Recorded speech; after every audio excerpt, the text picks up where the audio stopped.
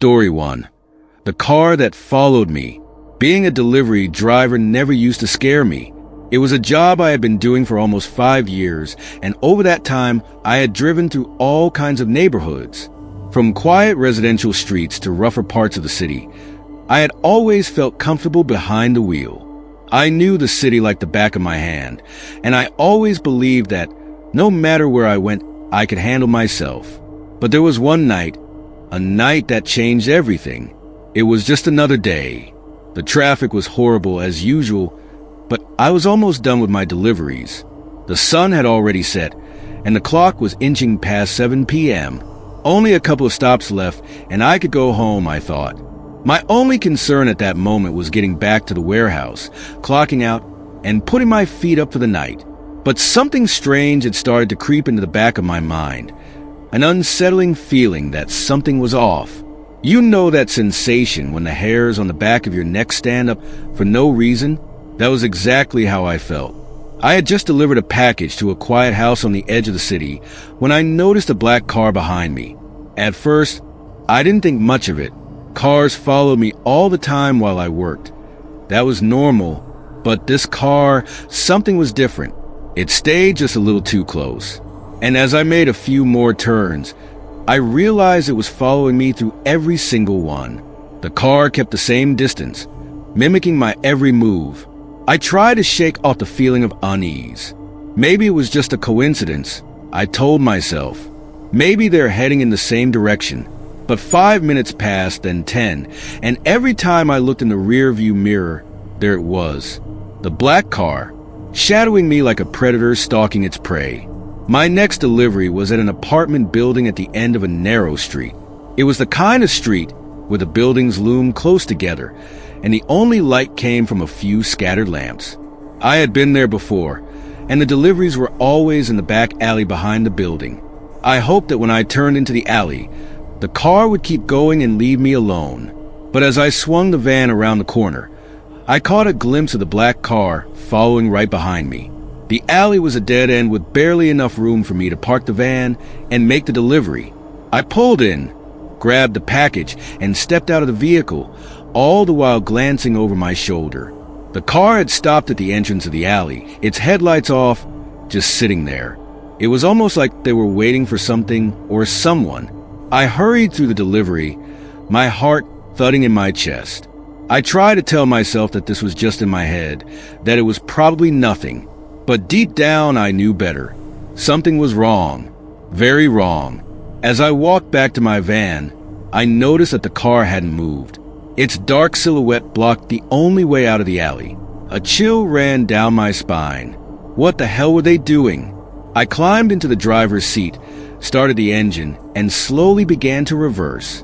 That's when the car's headlights suddenly flicked on, blinding me for a second. I froze, my hands gripping the steering wheel tightly. My heart pounded so loud I could hear it in my ears. Just as I was about to put the van in drive and try to inch my way out, the car's rear door swung open. 2 men stepped out. They were big, tall, and broad-shouldered, and one of them had something in his hand. Something metallic, though I couldn't make out what it was. I didn't need to. I knew it was a weapon, and they were walking straight toward me. Panic surged through me like a bolt of electricity. Without thinking, I slammed the gear into reverse and spun the wheel. I wasn't going to sit there and wait to find out what they wanted. The van jerked to the left, tires screeching on the wet pavement as I veered around them, nearly scraping the side of the building. One of the men lunged at the van, and I heard a loud thud against the rear as I sped off. They had tried to grab me, or worse. I raced down the narrow street, weaving between parked cars and barely missing the lampposts. My foot was glued to the accelerator, and I didn't dare look back. I couldn't. I had no idea if the black car was following me or if those men were still giving chase. I just kept driving, my pulse roaring in my ears, my hands gripping the steering wheel so hard they ached. Eventually, I made it to a main road, flooded with traffic and neon lights. I slowed down, merging into the stream of cars, trying to calm my breath. When I finally dared to check the mirror, There was no sign of the black car. They were gone, but the fear wasn't. I sat there at a red light, my body trembling uncontrollably. The relief I felt was brief, washed away by the thought of how close I had come to being attacked. Or worse. I wasn't sure if I could finish my deliveries, but I pushed through, constantly glancing over my shoulder, convinced that they would appear again. When I finally made it back to the warehouse, my supervisor could see the fear written all over my face. I told him everything: the black car, the men, the chase. He immediately called the police, and they pulled up footage from nearby security cameras. A few days later, I got a call. The police had caught the two men. Both were linked to multiple armed robberies across the city. They hadn't caught me by chance. They had been planning it, and I was just another target for them. But this time, I had managed to escape. I should have felt relieved, but I couldn't shake the fear. The idea that I had been hunted, that I was almost a victim, stayed with me. I stopped doing deliveries at night after that. I couldn't bear the thought of being out there in the dark, alone, with the possibility of another black car following me. Even now, every time I drive, I can't help but check the rearview mirror, wondering if they, or someone like them, will be there again. Story 2. Witchcraft at the University. I remember it clearly. It was my first year at university, and I was filled with excitement and hope. Everything seemed to be falling into place. The classes, the new friends, the feeling of independence. It was everything I had dreamed of. But then I met her, and everything began to unravel. Her name was Eva. At first glance, she didn't seem like anyone special, just another student like the rest of us. But from the moment I laid eyes on her, I felt an inexplicable tension. There was something unsettling about her presence. It wasn't her appearance. She was rather ordinary. No! It was the way she looked at me, as if she knew something about me, something dark, and she hated me for it. At first, I brushed it off. Maybe she was just one of those people who didn't like others for no reason. But then, the odd looks turned into something more. Whenever I passed her in the halls, I could feel her eyes burning into my back. And it wasn't just paranoia. Sometimes, I'd catch her staring directly at me with a cold, hateful expression. No words were exchanged, but the hostility was palpable. As the months went on, the strange encounters became more frequent. I found myself avoiding places where I knew she would be. But somehow, she was always there, at the library, in the cafeteria, even in the same study groups. I couldn't escape her, and that's when things started to go wrong. First, it was my social life. My close friends, the ones I had bonded with so quickly at the start of the semester, began to drift away. They stopped inviting me to study sessions, stopped texting me about weekend plans. I tried to confront them, but they just shrugged it off, saying I was acting weird lately. Weird? I hadn't changed at all. At least, that's what I thought. Then, it was my academics. I had always been a good student. I took pride in my work, in my ability to stay on top of assignments and ace my exams. But now, no matter how hard I studied, I couldn't focus. My grades began to slip, and I couldn't figure out why. The professors noticed too. They started to treat me differently, almost as if I had become invisible. It felt like I was falling into a pit, and there was nothing I could do to stop it. The real nightmare began when the physical symptoms started. At first, it was just headaches, dull, throbbing pain that seemed to come out of nowhere. I blamed it on stress, but the headaches grew worse until they were unbearable, pulsing through my skull like someone was hammering from the inside. Then the insomnia kicked in. No matter how exhausted I was, I couldn't sleep. My nights were filled with tossing, turning, and waking up drenched in cold sweat. And always, I dreamed of her, Eva, standing at the foot of my bed, her cold eyes staring at me in the dark. I knew something was wrong, something beyond the ordinary. One day, after an especially brutal headache, I confided in my aunt. She had always been a bit eccentric, deeply involved in spiritual practices and superstitions. but I was desperate. I needed answers. When I told her everything, she didn't hesitate. "It's brujeria," she said, looking at me with concern. "Witchcraft." At first, I didn't believe her. It sounded ridiculous. Witchcraft? In this day and age? But as she continued to speak, the pieces started to fall into place. My isolation, my failing grades, the headaches, the strange looks from Eva, it all made sense now. My aunt explained that some people use black magic or brujeria negra to harm others, to drain their energy and bring them down. And I was her target. The thought terrified me, but it also gave me a strange sense of relief. At least now, I knew what was happening to me. My aunt took me to see a spiritual healer, someone who could help me break the curse. I followed every ritual, every cleansing, every prayer. For a while, I thought it was working. I felt lighter, like I was finally shaking off the weight that had been dragging me down. But the relief didn't last. Eva's presence was stronger than ever. She seemed to sense what I was doing and intensified her attacks. I could feel it in the air when she was nearby, like a cold wind that chilled me to the bone. My headaches returned, fiercer than before, and now they were accompanied by strange visions, dark shadows lurking in the corners of my room, whispering my name. No matter how hard I tried, I couldn't escape her. She had infected every part of my life, like a poison that seeped into my soul. My friends were gone. My grades were beyond saving. Even my professors looked at me with pity, as if they knew I was doomed. The worst part was that I couldn't prove any of it. I couldn't go to the authorities and say I was being cursed by a classmate. They'd think I was insane. Years have passed since that time. I eventually left the university, abandoning my studies and moving back home. The headaches have subsided, but they never fully went away.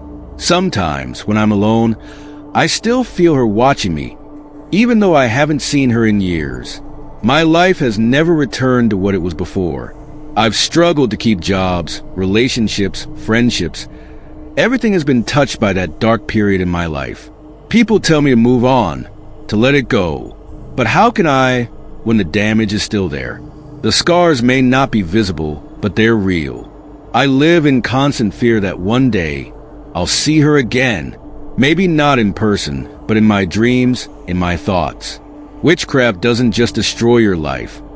It stays with you, lingering in the shadows, waiting for the right moment to strike again.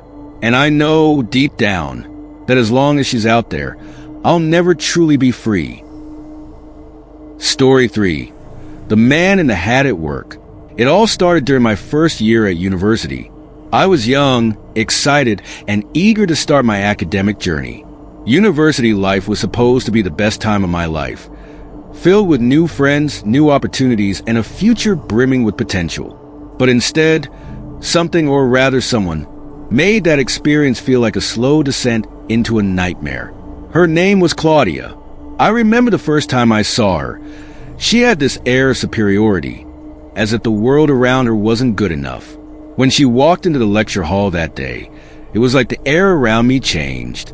She caught my eye as she scanned the room, and for reasons I couldn't understand, she fixed her gaze on me.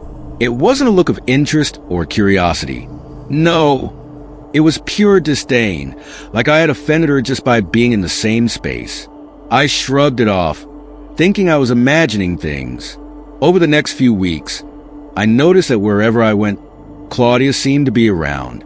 At first, I told myself it was just a coincidence. After all, we were taking some of the same classes, but there was something off about her. The way she looked at me, it was as if she was trying to will something terrible to happen to me.